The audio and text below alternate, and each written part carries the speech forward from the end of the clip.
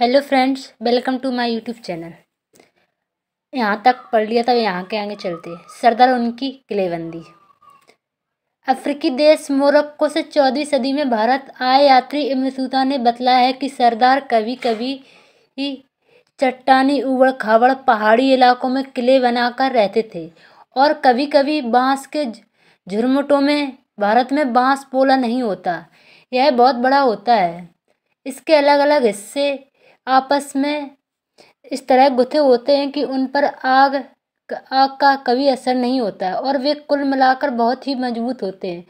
सरदार इन जंगलों में रहते जो इनके लिए किले की प्राचीर का काम देते हैं। इस दीवार के घेरे में ही उनके मवेशी और फसल रहते हैं। अंदर ही पानी भी उपलब्ध रहता है, अर्थात वहाँ एकत्रित हुआ वर्षा का जल, इसलिए उन्हें प्रबल बलशाली सेनाओं के बिना हराया नहीं जा सकता। ये सेना जंगल में घुसकर खासतौर से तैयार किए गए औजारों से बांसों को काट डालती थी। इस तरह चंगेज खां के नेतृत्व में मंगोलों ने 1219 में उत्तर पूर्वी ईरान में ट्रांस ऑक्सीजियन आधुनिक उज्बेकिस्तान पर हमला किया और इसके शीघ्र बाद ही दिल्ली सल्तनत को उनका धावा झेलना पड़ा। अलाउद्दीन खिलजी और मोहम्मद तुगलक के शासनकाल के आरंभ में दिल्ली पर मंगोलों के धावे बढ़ गए। इससे मजबूर होकर दोनों ही सुल्तानों को एक विशाल स्थानीय सेना खड़ी करनी पड़ी। क्यों करनी पड़ी? क्योंकि जब बार बार हमले होंगे तो अपनी सेना ऑटोमेटिक बनानी ही पड़ेगी मजबूत। इतनी विशाल सेना को संभालना प्रशासन के लिए भारी चुनौती थी। आइए देखें कि दोनों सुल्तानों ने इस चुनौती को कैसे सामना किया। यहाँ देखो, यहाँ बता रहे हैं। आपके भी पास अगर एनसीईआरटी होगी तो उसमें से वो होगी, तो आप देख लेना ध्यान से अच्छे से। अलाउद्दीन खिलजी की सेना इधर है, अलाउद्दीन खिलजी इधर है मोहम्मद तुगलक। पहले अलाउद्दीन खिलजी की देखते हैं। दिल्ली पर 2 बार हमले हुए, 1299 मंगोलों के 1300 में और 1302 में और 1303 में। इनका सामना करने के लिए अलाउद्दीन खिलजी ने एक विशाल स्थानीय सेना खड़ी की। क्या अलाउद्दीन खिलजी ने अपने सैनिकों के लिए सीरी नामक एक नया गैरिसन शहर बनवाया। मानचित्र 1 में देखा ही था। सैनिकों के पेट भरने की समस्या को गंगा यमुना के बीच की भूमि से कर के रूप में खेती की पैदावार इकट्ठी करके हल किया गया।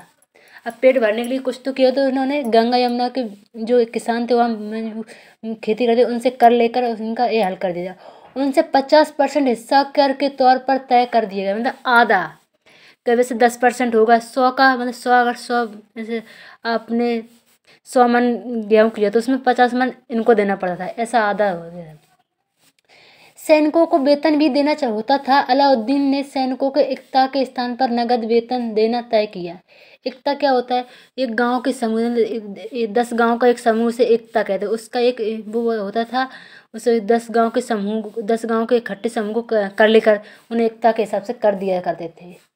सैनिक अपना आवश्यक सामान दिल्ली के व्यापारियों से खरीदते थे और यह आशंका थी कि व्यापारी अपनी चीज़ों को कीमतें बढ़ा देंगे। इससे रोकने के लिए अलाउद्दीन ने दिल्ली में चीज़ों की कीमतों पर नियंत्रण लागू कर दिया।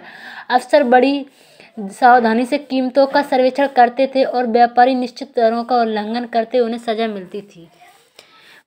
अलाउद्दीन खिलजी की समय एक इतनी अच्छी सजा, आज सबको इस चीज़ के लिए आश्चर्य है कि ऐसा कैसे हो सकता है। उसने सुई तक की कीमत उतनी रखी। अगर सुई की एक रुपये की कीमत है तो 1 रुपये ही की है। उसने अपने राज्य में हर वस्तु का इतनी लिमिटेड कीमत रखी कि उससे आगे कोई बढ़ा नहीं सकता। जैसे आज हमारे प्रधानमंत्री भी अपनी बढ़ती महंगाई को नहीं रोक सकते, लेकिन अलाउद्दीन खिलजी ने उस टाइम रोका था।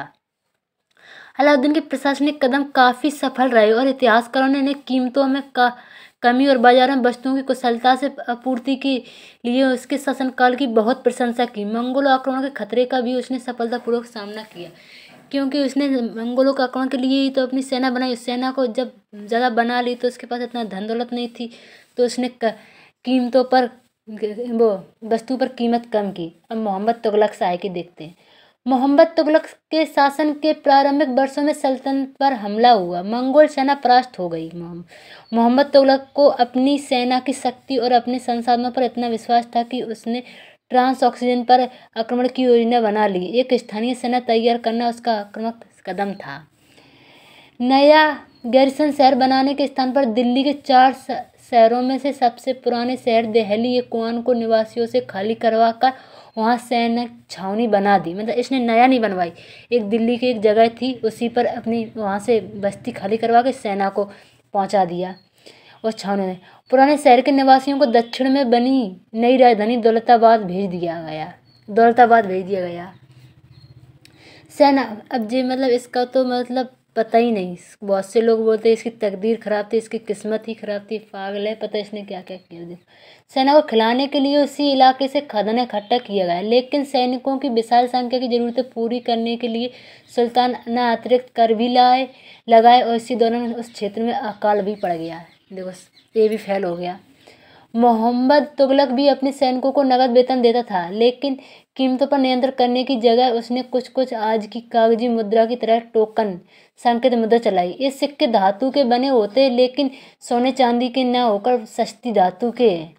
14वीं सदी के लोगों को इस मुद्रा पर भरोसा नहीं था। वे बड़े चतुर थे, अपने सोने चांदी के सिक्कों वे बचाकर रख लेते और अपने तमाम कर इस टोकन मुद्रा से ही चुकाते थे। इस सस्ती मुद्रा जैसी जाली सिक्के भी बड़ी आसानी से बनाए जा सकते हैं।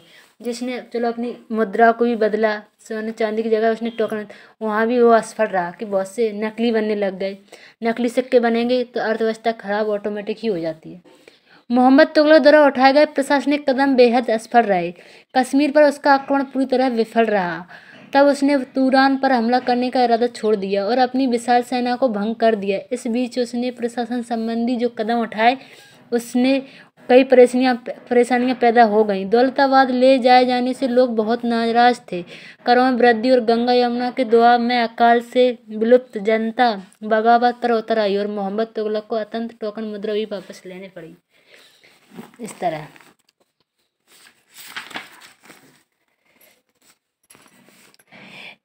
इन तमाम असफलताओं की गिनती करने में हम कभी कभी भूल जाते हैं कि सल्तनत में इतिहास में पहली बार दिल्ली के किसी सुल्तान ने मंगोल इलाकों को फतह करने के अभियान की योजना बनाई। हाँ ये तो है, मतलब हम और आप मोहम्मद बिन तुगलक की असफलताओं के चक्कर में ये भूल गया कि ऐसा भी कुछ किया होगा। ये महत्वपूर्ण पॉइंट है कि दिल्ली के सल्तनत के इतिहास में पहली बार दिल्ली के किसी सुल्तान ने मंगोल पर इलाकों का फतह करने के अभियान की योजना बनाई। जहां अलाउद्दीन खिलजी का बल प्रतिरक्षा पर था, वहां मोहम्मद तुगलक के द्वारा उठाए गए कदम मंगोलों के विरुद्ध सैनिक आक्रमणों की योजना का हिस्सा था। इसमें अलाउद्दीन खिलजी पर क्या था, अलाउद्दीन खिलजी ने ये सोचा था अगर दिल्ली पर, अगर ये है दिल्ली, यहाँ है मंगोल, यहाँ मतलब यहाँ है गंगा यमुना को वो दोआब, वहाँ गंगा यमुना दोआब पे वो थे। अगर अलाउद्दीन खिलजी सोचा अगर मंगोल यहाँ आएंगे तो हम आक्रमण करेंगे, अपने आप को रक्षा करेंगे। लेकिन तुगलक ने क्या सोचा, मंगोल को हम ही जाकर खदेड़ दें, हम ही जाकर युद्ध शुरू कर दें। ये अलग अलग वो थी, इसलिए पहली बार होता है। 15वीं तथा 16वीं शताब्दी में सल्तनत तल का एक को फिर से देखें। आप पाएंगे कि तुगलक वंश के बाद 1526 तक दिल्ली तथा आगरा पर सैयद तथा लोधी वंशों का राज रहा।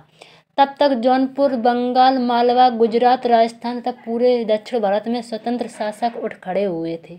उनकी राजधानियां समृद्ध थीं और राज्य फल फूल रहे थे। इसी काल में अफगान तथा राजपूत जैसे नए शासक समूह भी उभरे। मतलब कमजोर हो गई दिल्ली ने, तो अपने अपने आप को स्वतंत्र कर लिया।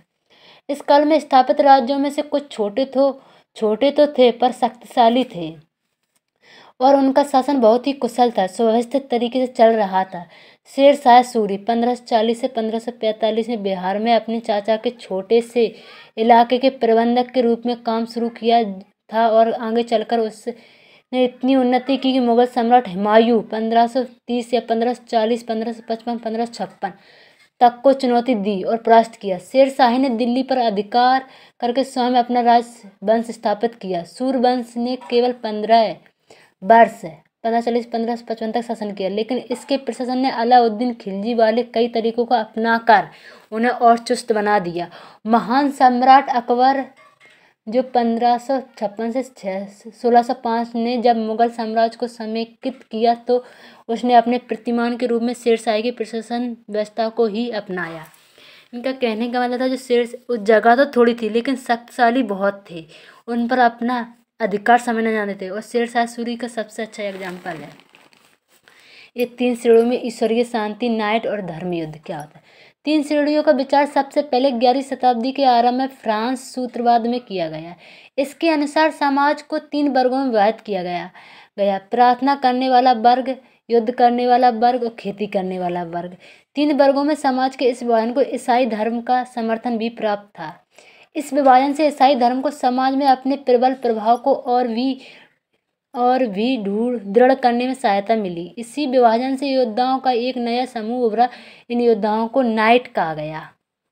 ईसाई धर्म एक समूह को संरक्षण देता था और अपनी ईश्वरीय शांति की अवधारणा के प्रसार में इनका उपयोग करता था। नाइटों से अपेक्षा की जाती थी, जो अपने यहाँ नाइटों को मतलब क्या कहते हैं, क्षत्रिय, उनके यहाँ नाइटों कहे जाते हैं। नाइटों से अपेक्षा की जाती थी कि वे धर्म और ईश्वर की सेवा समर्पित योद्धा रहे। कोशिश यह रहती थी कि इन योद्धाओं को आपसी लड़ाई भड़ाई से विमुख करके उन मुसलमानों के विरुद्ध युद्ध करने भेज दिया जाए जिन्हें एसरूलूम शहर पर कब्जा कर लिया। इनका कहना था जो आपस में न लड़कर इन्हें कहीं और भेज दिया जाए, जो और जहाँ कब्जा था एसरूलूम पर वहाँ भेजा जाए।